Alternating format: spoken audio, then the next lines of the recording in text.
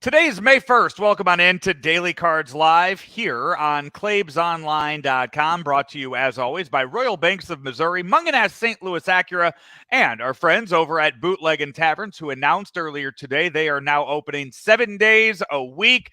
They used to be closed Monday and Tuesday, but no longer. They got the staffing now, so open 7 days a week. And tomorrow, when the Cardinals are back in action, we'll be bringing you those bootlegging lineups, and we will do so each and every day this week with the Angels and the Tigers here in town. And for all of you potential advertisers out there, it just goes to show you, go to Claibs Online, in particular Daily Cards Live. Look how the expansion is happening. Coincidence? I say not. I look how many Royal Banks are open now since they've been advertising with you, Everywhere. Rammer.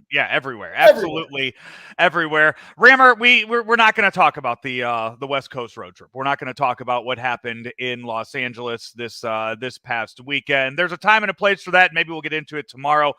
Tonight on the show, I wanted to give you an opportunity to talk about the late great Mike Shannon, a guy that I know you guys talked about it on your radio show earlier today. But here, I know he meant a lot to you. You're growing up as a Cardinal fan and your time as a Cardinal broadcaster as well.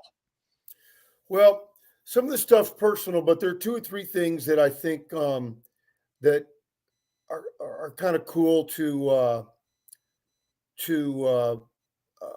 kind of share with our viewer/listeners. The number one takeaway was I was just starting a family. And for those who don't know, I used to fill in on Cardinal games. And so I got to work with Mike quite a bit as Mr. Buck, Jack Buck, started traveling less and less. And so, and I got to work with Mike and for parts of 3 seasons. And so my family, I was just starting my family then, but I wasn't a kid. And but it was amazing to me how tight his family was with him. And I asked him point blank, how, with your whole life, you've been gone every summer, and in the winter, you're there for a short time, and all the other obligations of being a Cardinal broadcaster and how it pulls you. How do you do it? First thing he said was his first wife, Judy. He said she did it all. He gave her all the credit. But then he told me, he goes, talk to your kids every day. Every day. And I took that to heart. And so as my family grew and I traveled doing whatever I was doing, I made sure to talk to him every day, thanks to Mike Shannon.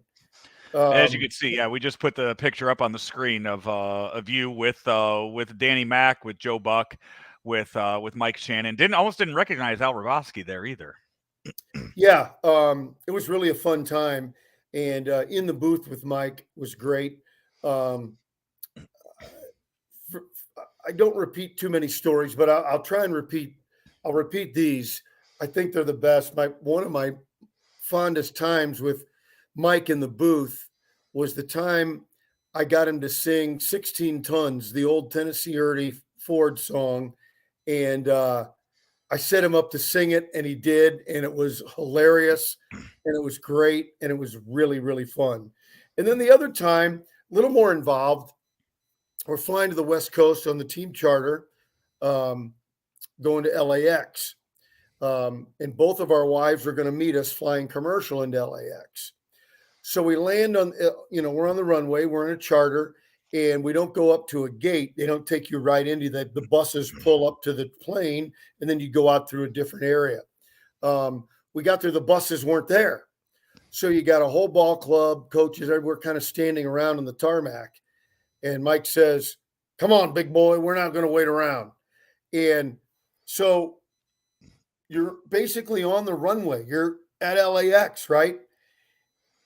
Pickup truck drives by, a working pickup truck with an airport worker driving by. Mike flags him down.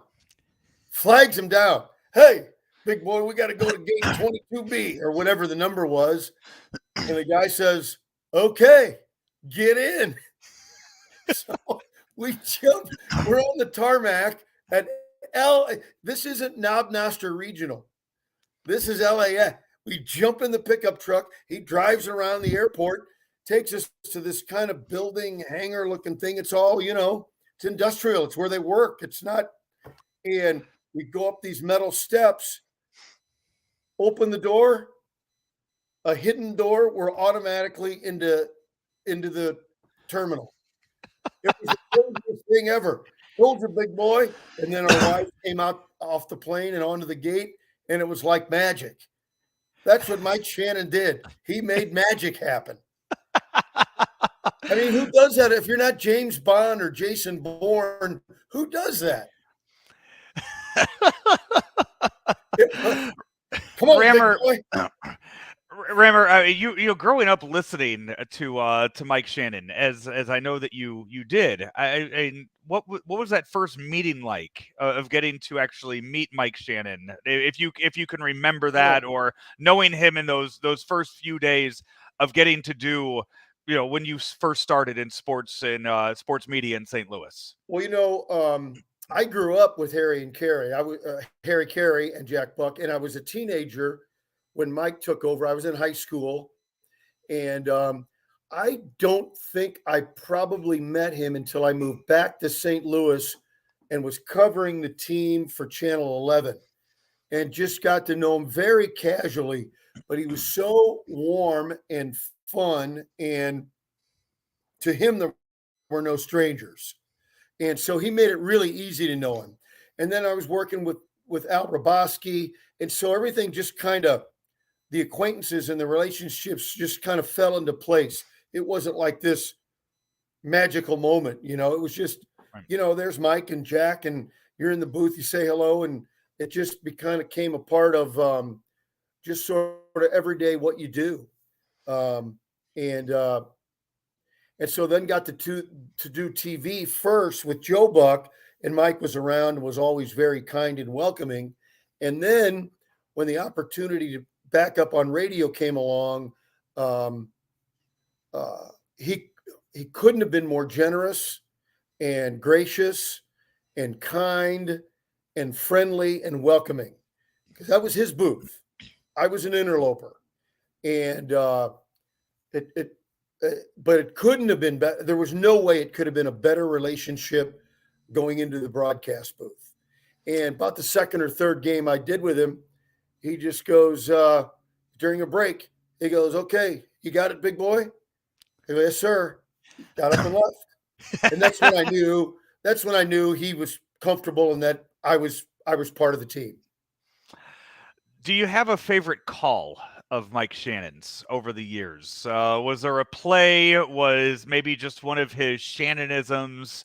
Is there a favorite that you have looked back on today and remembered fondly? Well, I don't think it would probably be different from any of the others that we've been hearing on various outlets. The Kerry Wood pitch to knockdown pitch to Albert, who then he hit it out. I thought that was Mike almost going to the edge of sort of losing control. The competitive Cardinal in him almost came out and crossed the line, but he represented in that moment every Cardinal fan on the Cardinal radio network. That's what everybody was thinking. And that was him being a Cardinal. And I really loved it. And then, just the various home run calls. He didn't always say, "Get up, get up, get up." But when he did, and it took hold and he made it his, it was really spectacular. Really great stuff. Yeah, there are so many floating around today all over the internet. Great memories of Mike Shannon's calls, and for those old enough that remember him as a player back in the day too. A lot of great memories. Joe, he was a good baseball player who did everything the right way. He had told me one time, because he adored Roger Maris, and he told me one time that he never saw Roger Maris make a mistake. Well,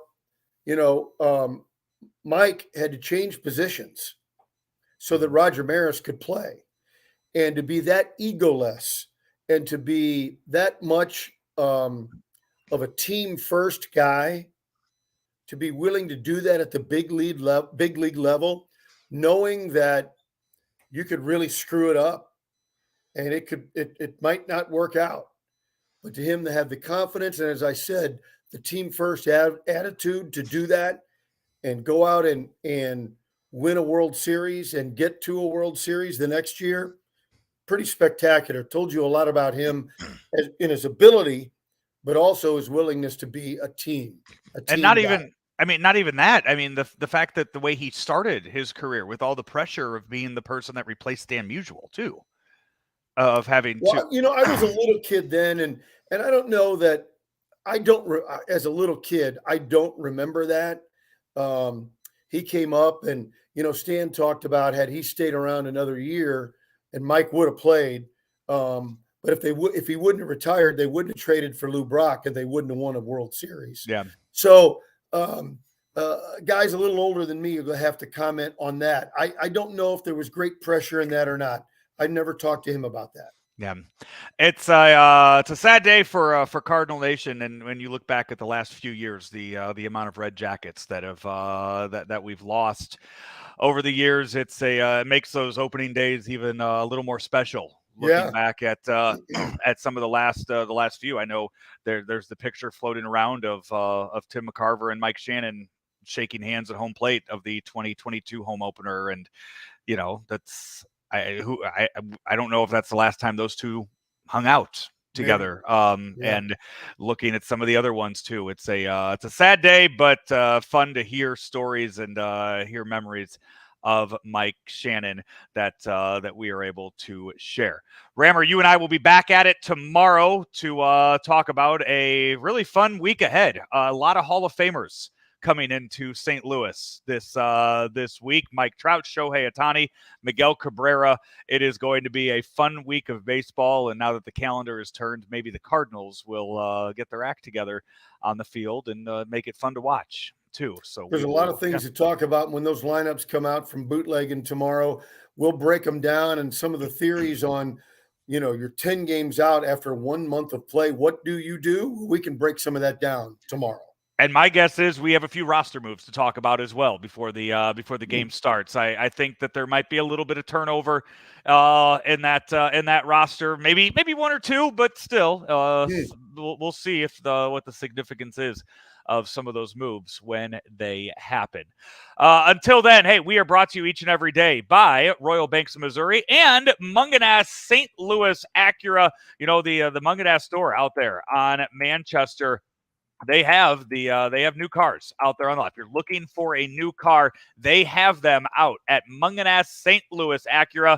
They actually have 53 new Acuras in the inventory right now. 53 new cars on the lot. That's unheard of these days out on those car lots. Munganass has them out at 13720 Manchester Road, and find them online at stlouisacura.com.